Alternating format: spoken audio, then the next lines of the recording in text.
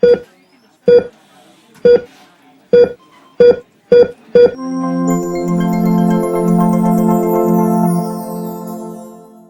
students, so I have a very big update for you. And what is that? Government of India has changed your Anemia Mukt Bharat to Anemia Mukt Bharat Abhiyan. Now why this transition? Because now this particular Anemia Mukt Bharat Abhiyan will be more comprehensive. It will be more people centric and more technology based. So let's see from 6 into 6 into 6 intervention why we have switched to 7 into 7 into 7 framework. So what are the changes? Let's see one by one. So here you can see in the beneficiary group, one more group is being added. In your intervention, there is change and there is one more intervention which is added. And the seventh institutional mechanism has also been updated. So let's see one by one what was there previously and what has been added. So here you can see the 7 beneficiary groups now, including the earlier ones, are the first one, children who were in the age group of 6 to 59 months, right?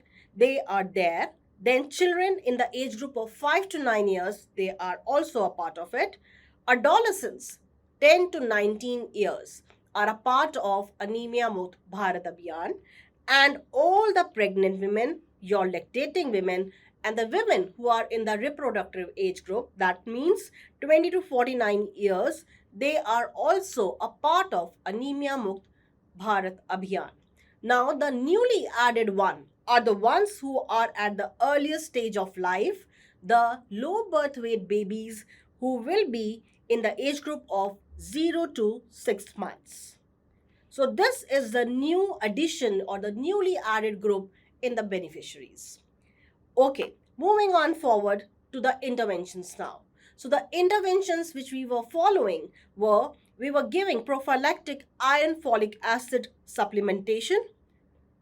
Then we were doing deworming. Deworming was done how many times? Yes, very good. It was done biannually. That means after every 6 months, this activity was taking place. Then intensified year-round behavior change communication was a part where T3 model was followed, but now we have switched to T4. I will come to that. I'll explain that in detail. Then testing of anemia using digital methods and point of care treatment plus iron folic acid fortified foods, which were a part of all the important public health programs, right? And we were addressing non nutritional causes of anemia in your endemic pockets also. Now, the added intervention, I think it is one of the most important intervention, the basic intervention, that is the eating right approach. So, what is this eating right approach? Now, this will promote regular consumption of iron rich and diversified diets as a daily habit. So, it's not like that you have to do it once in a while, but yes, you have to make it a daily habit of yourself. So, here, what should be included? All the iron rich foods, the diversified food groups, and daily habit for a stronger you. So, all these things would be included in this. Now, let's come to the 7 institutional mechanisms. In the 7 institutional mechanisms, the first and the most important one is intra-ministerial coordination. So here you want coordination with different ministries to come forward and work for, beating the anemia. So here we were involving the health ministry, the women and child development ministry,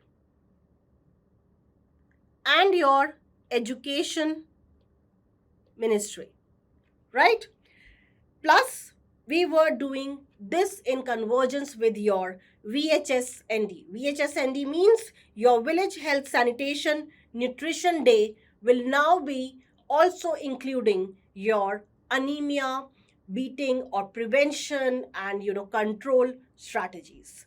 Also strengthening the program at various levels. That means at state level, at your national level and also at your district level. So that means going to the grassroots, because then only you will be ensuring that yes, all the important things are being followed.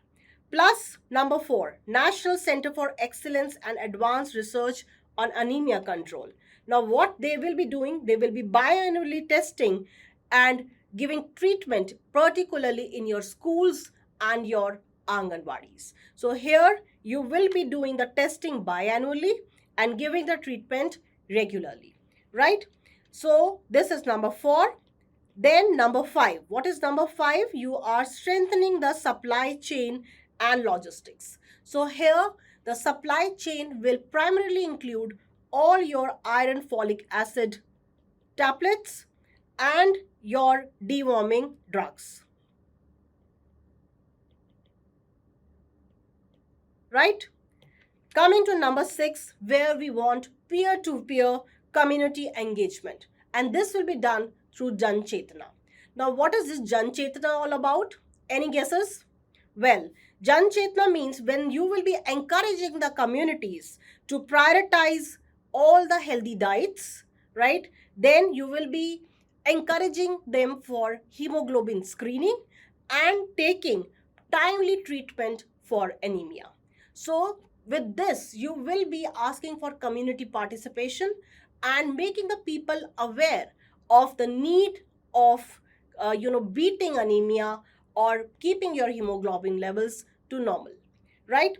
Plus, number 7, the newly added one is the strengthened monitoring and evaluation framework powered by digital tracking by using unified AMB portal. So, this will be one unified portal where you will be doing all kinds of monitoring, evaluation, where it will be digitally tracked and all the data will be stored in this particular portal only. Now, I want to talk about the T4 upgraded approach also. So earlier we used to have the T3 approach. And what was that? Test, treat, and talk. And now we have the upgraded T4 approach where it will be about test, treat, talk, and track. Now, what is this test, treat, talk, and track? So we were doing testing for, that means screening and testing for anemia, and we were treating or giving timely treatment and iron supplementation to the community. Plus, counseling and behavior change communication were the part of your talk component. Plus, if we talk about the tracking now, it will be all digital tracking and follow up of all the cases. So this is the newly added one. So here you can see the testing records for pregnant women will be mapped via Janani portal. So Janani portal will be used for tracking the pregnant women, right? Then children's data will be captured on your RBSK and the UWIN portals. So here you can see, by converging the data from Janani and taking the data from your RBSK and UWIN portals, a centralized AMB Abhiyan portal will be there where real-time monitoring and action will be taken, right? Plus, another important thing to be noted is about for severe anemia and non-responders.